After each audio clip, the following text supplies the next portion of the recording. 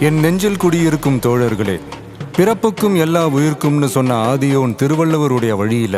நம்முடைய தமிழக வெற்றிக் கழகத்தின் கொள்கை தலைவர்களா பகுத்தறிவு பகலவன் தந்தை பெரியாரையும், பார்போற்றும் பெருந்தலைவர் காமராஜரையும், அரசியல் சட்ட மாமேதை டாக்டர் அம்பேத்கரையும், வீர தமிழ் மங்கை வேலு நாச்சியாரையும்,